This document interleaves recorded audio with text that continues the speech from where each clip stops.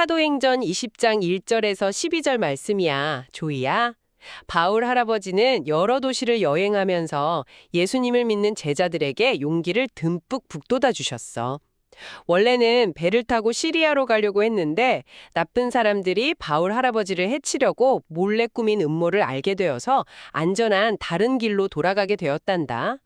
다행히 바울 할아버지 곁에는 디모데를 비롯해서 든든하고 좋은 믿음의 친구들이 많이 함께 있었어. 바울 할아버지와 친구들은 드로아라는 도시에 모였단다. 주일의 첫날, 즉 일요일에 사람들은 함께 빵을 나누고 예배를 드리기 위해 윗다락방에 모였어. 바울 할아버지는 다음 날 아침 일찍 먼 길을 떠나야 했기 때문에 사람들에게 예수님 이야기를 하나라도 더 들려주고 싶어서 밤늦게까지 말씀을 전하셨지. 방 안에는 등불이 아주 많이 켜져 있어서 조금 덥고 답답했을 거야. 그때 유도고라는 청년이 창문턱에 걸터 앉아서 말씀을 듣고 있었어. 그런데 바울 할아버지의 이야기가 길어지고 밤이 깊어지자 유두고는 그만 꾸벅꾸벅 깊은 잠에 빠지고 말았단다. 그러다가 중심을 잃고 쿵 하고 3층 창문에서 바닥으로 떨어져 버렸어. 사람들이 깜짝 놀라 뛰어내려가 보았더니 유두고는 이미 죽어 있었지. 모두가 엉엉 울며 슬퍼할 때 바울 할아버지가 내려와서 유두고 위에 엎드려 그를 따뜻하게 품에 꼭 안았어. 그리고 걱정하지 마세요. 아직 생면이 그에게 있습니다. 하고 씩씩하게 말씀하셨지. 하나님이 바울 할아버지를 통해 유두고를 다시 살려주신 거야. 사람들은 다시 3층으로 올라가 빵을 나누어 먹고 날이 밝을 때까지 기쁘게 예수님 이야기를 더 나누었어.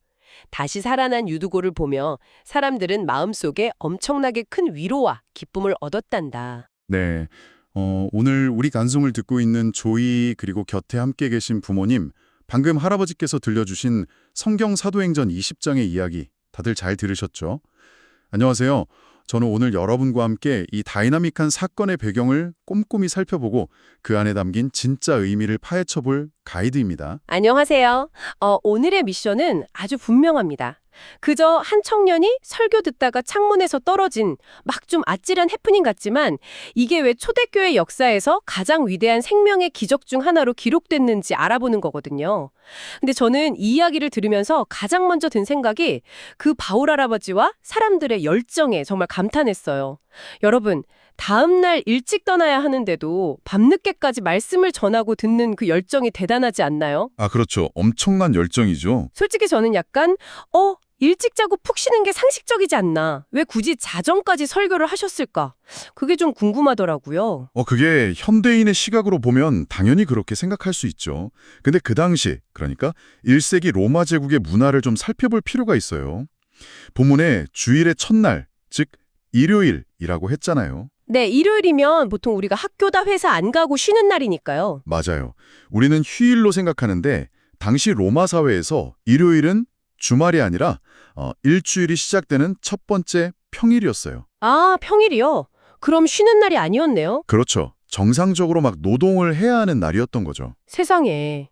그럼 그 다락방에 모인 사람들은 하루 종일 일터에서 막 뼈 빠지게 일하고 온 사람들이라는 거네요. 네. 초대드 성도들 중에는 노예나 일용직 노동자나 평민들이 아주 많았거든요. 해가 떠 있는 동안에는 주인의 명령에 따라 엄청 고된 육체 노동을 해야 했어요. 그러니까 마음대로 예배 시간을 낼 수가 없었죠. 아, 그래서 밤이 되어서야 겨우 모일 수 있었던 거군요. 맞습니다. 바울이 굳이 늦게까지 사람들을 붙잡아 둔 게 아니라 밤늦은 시간이 아니면 사람들이 도저히 모일 수조차 없었던 상황인 거예요.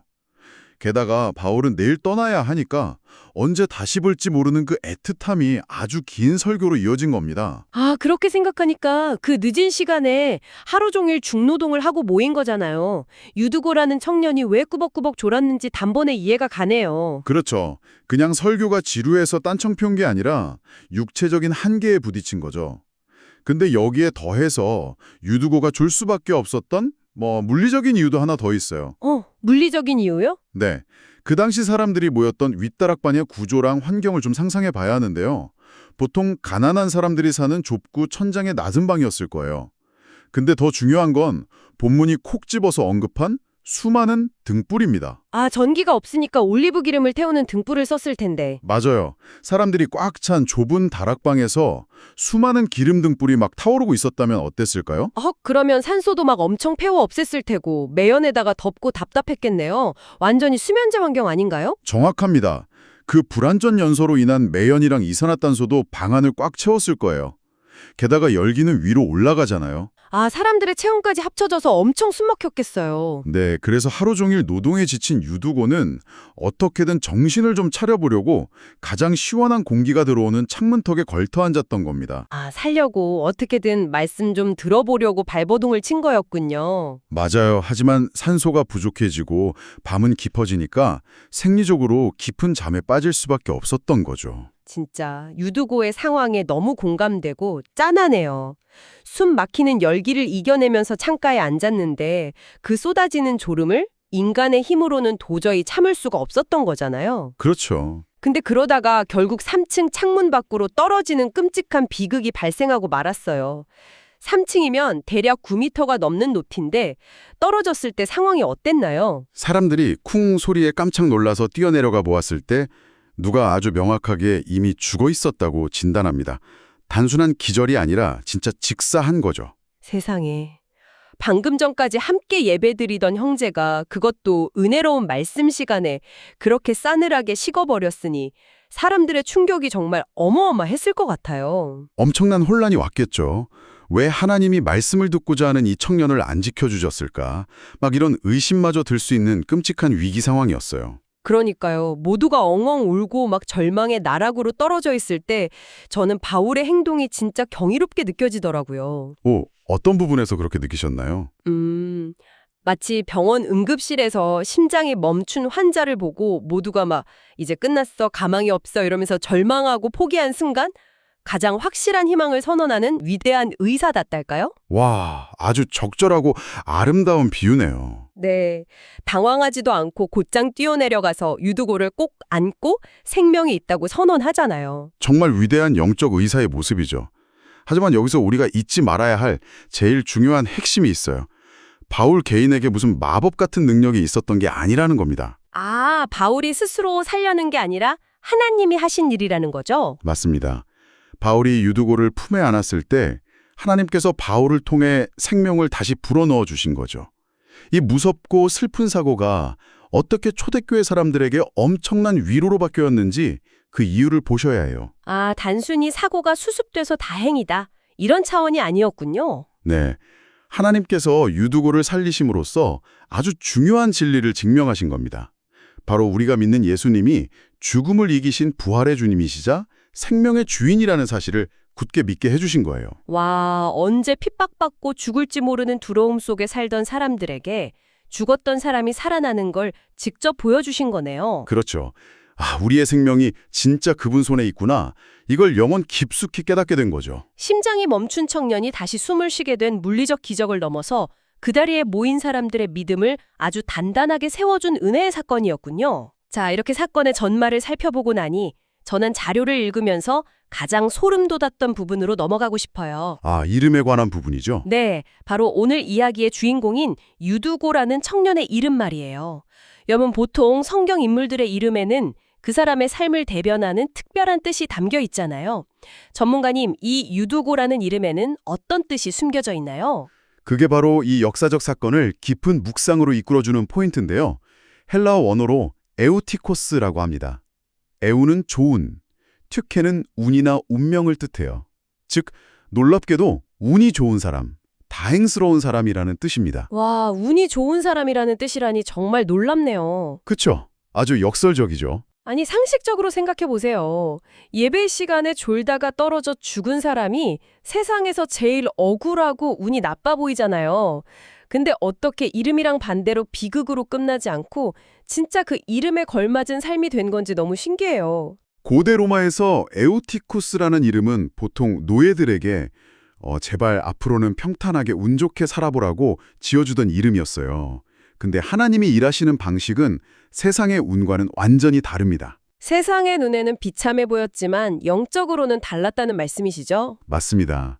유두고는 죽음이라는 가장 깊고 어두운 절망 속에서 자신을 따뜻하게 품어 다시 살려주시는 하나님의 생명의 능력을 자기 온몸으로 직접 경험했기 때문이에요. 그래서 진정으로 복받은 사람이 된 거죠. 아, 얄팍한 행운이 아니라 우주의 창조주가 나를 죽음에서 건져내시는 걸 생생하게 체험했으니 진짜 세상에서 제일 다행스러운 사람이 맞네요. 이걸 그 윗다락방의 상황과 연결해서 상징적으로 풀어볼 수도 있어요. 앞서 우리가 다락방에 수많은 등불이 있었다고 했죠. 그리고 창문 밖은 캄캄한 밤이었고요. 네, 성경에서 캄캄한 밤은 보통 죽음이나 두려움, 절망을 상징하잖아요. 맞습니다. 빛은 생명과 진리죠.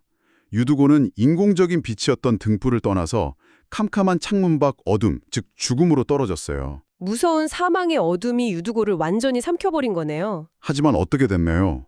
참된 생명의 빛이신 예수님이 바울을 통해서 그 캄캄한 창문 밖 어둠 속으로 직접 찾아가셨고 그 죽음의 어둠을 완벽하게 몰아내셨습니다.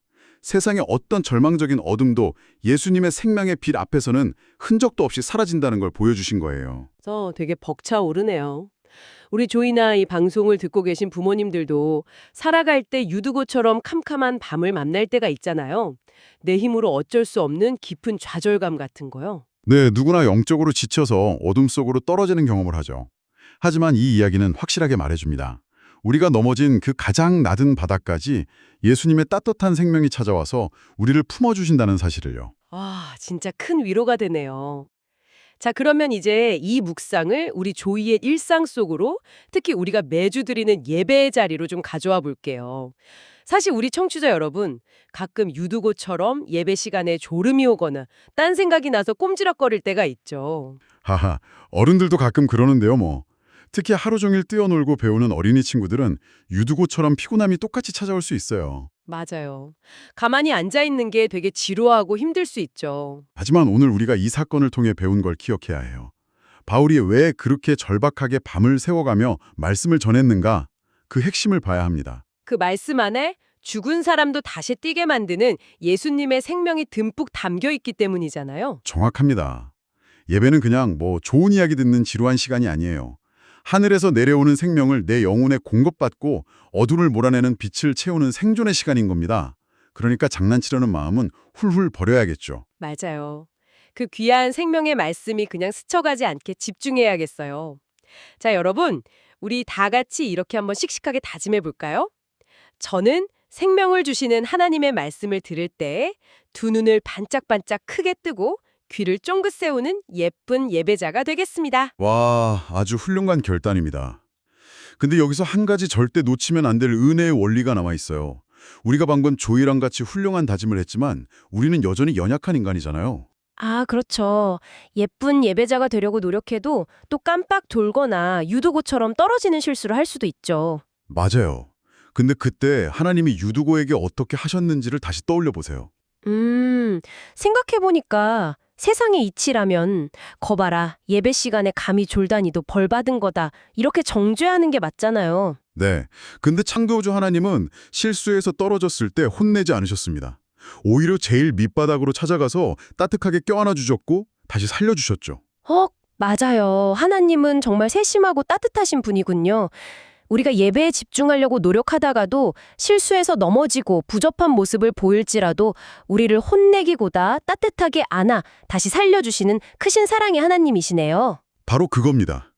내가 완벽하게 예배드리려는 의지도 중요하지만 혹시 넘어지더라도 나를 결코 포기하지 않고 안아주시는 그 사랑을 굳게 믿고 매주 은혜의 품으로 나아가는 것. 그게 바로 참된 예배자의 모습일 겁니다. 여러분은 오늘 무엇을 결심했나요? 생명의 빛이 되시는 하나님 아버지, 바울 할아버지를 통해 창문에서 떨어진 유두고를 다시 살려주시고 사람들에게 큰 위로를 주시니 정말 감사합니다. 가끔 제가 예배 시간에 꾸벅꾸벅 졸거나 딴청을 피웠던 모습을 용서해 주세요. 우리 조이가 언제나 하나님의 말씀을 사랑하고 생명의 말씀을 들을 때마다 두 눈을 반짝이며 귀 기울여 듣는 지혜로운 아이로 자라게 도와주세요. 조이가 살아가면서 실수하고 넘어지는 순간이 올지라도 유두고를 따뜻하게 품어 살려주셨던 것처럼 조이를 꼭 안아주시고 다시 일어날 새 힘을 듬뿍 부어주세요. 저에게 생명을 주시는 예수님의 이름으로 기도합니다. 아멘. 우리 조이, 오늘 하나님의 생명 안에서 유두고처럼 세상에서 가장 다행스럽고 복받은 기쁨이 넘치는 하루를 보내렴. 할아버지가 들려줄 다음 사도행전 이야기도 들어볼 준비가 되었니? 언제든 할아버지를 불러주렴.